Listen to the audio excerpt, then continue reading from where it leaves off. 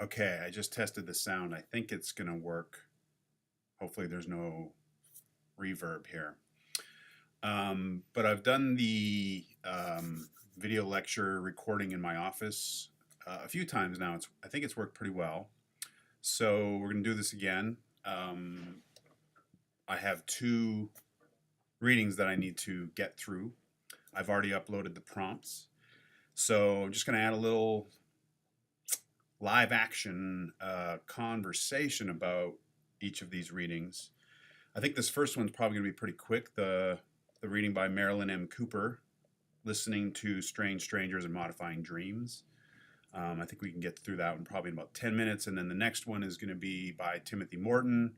And anytime he is on the menu, it's quite a feast. So that might take a little bit longer for some really provocative, interesting, challenging, and delightful ideas about being ecological. So I think I'll just record this one and upload it, and then I'll record the next one. And between the readings and the reading prompts and the video lectures, then you should be pretty good. If time permits, I also am going to attempt to create a couple quizzes, bonus point quizzes for these readings, just to make sure that while I'm not here, we're doing the readings, we're understanding the readings, and we're demonstrating our understanding of the reading. Problem is I've got a mountain of stuff to do before I'm heading out, so I'm hoping I can get to those quizzes. But in the very least, you'll have the prompts and the videos, and that'll be the basics, and then try to get to these quizzes as well. So the first of the readings for next week, this is the next Tuesday, class period following our midterm, is this piece by Marilyn M. Cooper. And the way I think we should be approaching this is with a mind to the Stormer and McGreevy essay, especially where they were talking about this business of vulnerability between entities, right? Don't forget they were talking about thinking about rhetoric ecologically is to be thinking about bodies, relations, and they have that great phrase that it's about the qualities of the relations, the kinds of relations between entities. That's a theme that comes up in both of these readings, and even more so in the Morton one. So again, qualities or kinds of relations. What is the nature of an ecological relation between this entity and that entity, this body and that thing, or vice versa? So this first reading here is trying to think about this question of relationality through this older rhetoric category of persuasion. Going back to the beginnings, I think we talked about, Aristotelian persuasion, or Aristotelian rhetoric is largely about persuasion, finding the available persuasives in a given case, right? So, at the very heart of rhetoric in its most traditional, ancient, classical sense is this idea of persuasion. And what I admire about this reading is that this author is attempting to think about the question of persuasion in terms of ecology, in terms of human, non-human relations. This chapter comes out of a book called The Rhetoric of Everyday Things. So it's trying to think about not directly ecological, but sort of broadly ecological questions having to do with materiality and things, like a telephone is a thing, a car is a thing, a wall is a thing, sort of more of the like technologies and man-made stuff, but also sort of just entities, inorganic entities and so on. So how might we think about persuasion if the opening move being like, let's think about the existence of these things, and let's think about rhetoric within the context of thinking about those non-human things. Now, can we think about persuasion between a human and a non-human entity? And some of the examples, of course, are dragonflies and cobalt. There's some really interesting, strange kind of material entities that this author is citing as being examples of human, non-human relations. And then again, thinking about that question of persuasion. So right off the bat, it's probably worth noting that this author's notion of persuasion, by the way, Marilyn M. Cooper, I'm not too familiar with this person's work.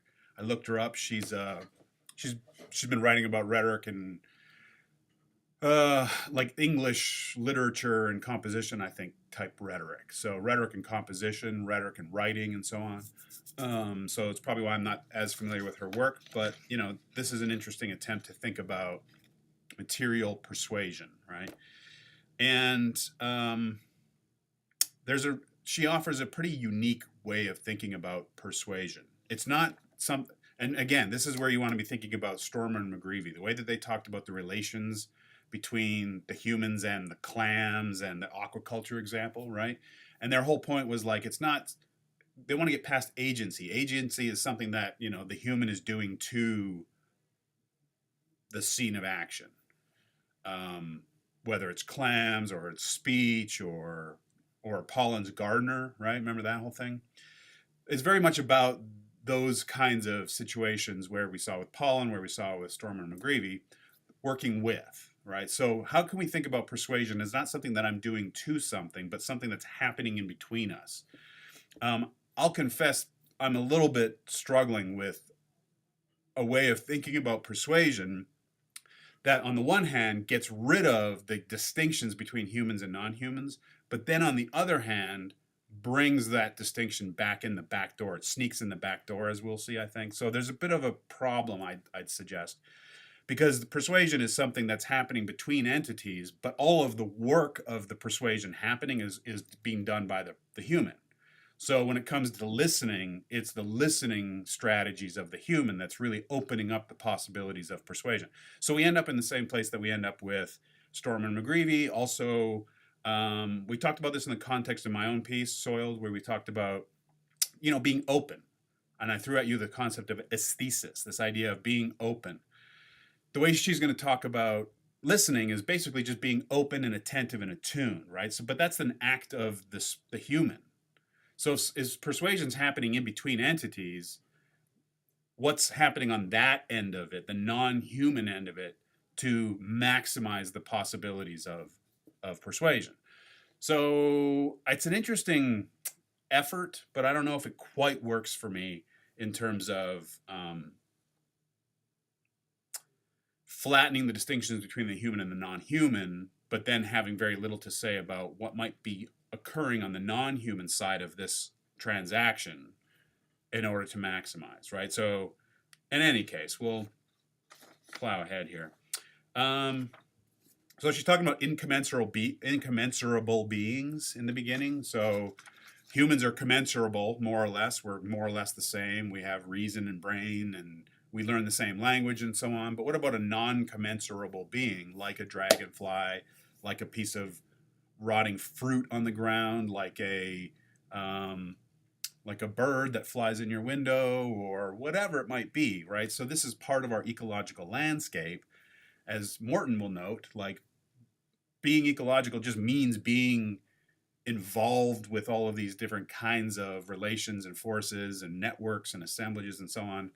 So it's really kind of just being attentive and attuned to whatever might kind of come our way. That's sort of where she's more or less starting and ending.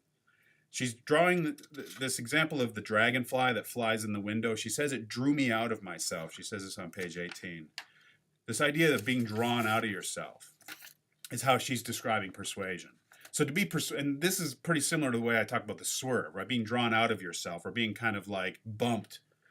So it lines up with the way I talk about, rhetoric as being swerving. And so down with all of that, right? But this idea of persuasion, I'm struggling with. So she said the effort of paying attention has less to do with familiarity than with divergence, right? So this idea of like paying attention to something is less about like, oh, it's the same. It's more about like dialing into something's uniqueness, its strangeness, and its difference in order to be sort of sent off, right? So you can insert this, I think, discussion or analysis of persuasion into my reading on swerving and into the Stormer and McGreevy reading on vulnerability and resilience, because it's really the same kind of idea. She's just kind of drilling into the more of like human-centric sensibilities and sort of mental habits that might give rise to coevolution and adaptation. So she says, true persuasion, page 19. It's an interesting, I've never really seen persuasion described this way before. True persuasion, she's citing Garston. Persuasion that lies between manipulation and pandering preserves the active independence of the listener. The orator merely puts words into the air, and listeners engage in an active process of evaluation and assimilation. So it's this idea of like, speaker kind of sends it out, kind of lobs it out there, and then the listener or the hearer or the other entity kind of evaluates and assimilates, right? So kind of takes these messages or these codes or these affects or sentiments or whatever and adjusts, okay? That's listening, and that's persuasion. A few more lines down, she says, true persuasion induces individuals to change their own beliefs and desires in light of what has been said. So what has been said or done is kind of out there, and we kind of attend to it ourselves, and then we kind of orient and adjust accordingly, right? So I don't know, it seems like more or less old persuasion, except instead of it going straight from my mouth into your ears, it's going from my mouth into the air, and then you're going to sort of, whatever entity you are, you're going to see it, respond to it, and then we'll proceed. So dragonfly flies in your car window, and it's going to light you up in a certain way. And are you going to attend to it? And are you going to sort of focus on it? Or are you going to kind of like just chuck it back out the window and keep going? So there's a kind of moment and a potential rupture that's happening here. And she's saying, I think that, you know, we can encourage this rupture, this persuasive swerve by attending and listening and focusing closely. So she's talking about habits of experience here on the bottom of 18. And this is something that she's trying to rework, right? We have these habits of experience. We see a dragonfly come in, we freak out. Our instinct is to just kind of probably get rid of it or kill it or whatever. So she's trying to kind of promote different kinds of habits of experience that might emerge if we are attentive to strange strangers and their dreams. It's quite a setup. Let's see.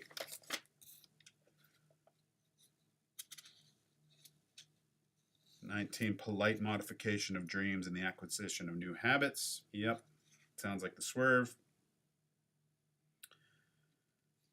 She uses the word polite a couple of times, which is interesting. She says on 19 here at the bottom, toward the bottom, persuasion succeeds not through mastery, but through polite modification of dreams and the acquisition of new habits. She says the word polite again when she talks about scientific experiments, and I was like, hey, what? Polite scientific experiments. Where is that?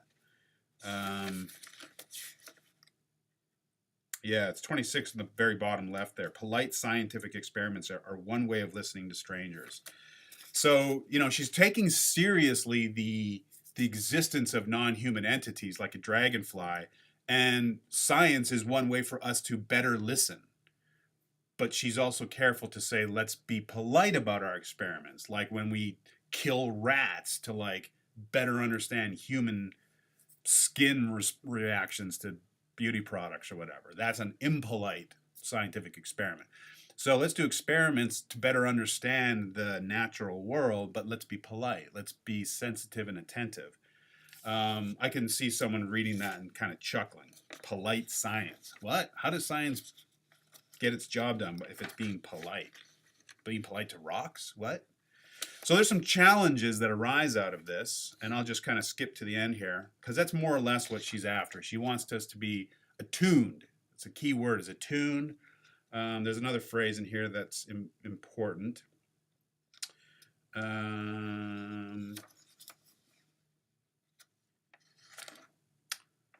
thought it was early on. Persuasion happens when we pay attention. Really listen. That's early on, 17. Where is it? Drew me out of myself. Shakes our certainties, habits of experience. Not sure. In any case, she ends off by promoting 3 different ways of adjusting our habits to better listen to non-human entities. And they're basically just basic, you know, like pay attention, listen closely, right? So this begins on 20, the first, what does she call it? Overlapping habits as a good place to start on this adventure of listening. First, I have to believe I can listen to the stranger. So number one is like basically respecting and taking seriously the existence of the non-human entity. Second, I have to attend to the stranger a specific instance of a specific individual in a specific time and place. So we shouldn't generalize about these non-human entities. Oh, that's just a cat. Oh, that's just a bug. Oh, that's just a rock. Okay. Finally, I have to find new ways of listening, new ways. This gets back to the kind of the qualities of relations, new ways of listening, new ways of paying attention. So there you go. She says, top of 22, I am quite sure that insisting on conscious intention in the communication of non-humans is just another way of refusing to listen. So just because a non-human entity doesn't have consciousness or conscious intent doesn't mean that we can't listen, because it could be trying to tell us something, right? All right, so, there it is, number 11 on the prompt. Attuned perception was what I was trying to get at. The phrase, concept underlies most of the essay's argument, attuned perception.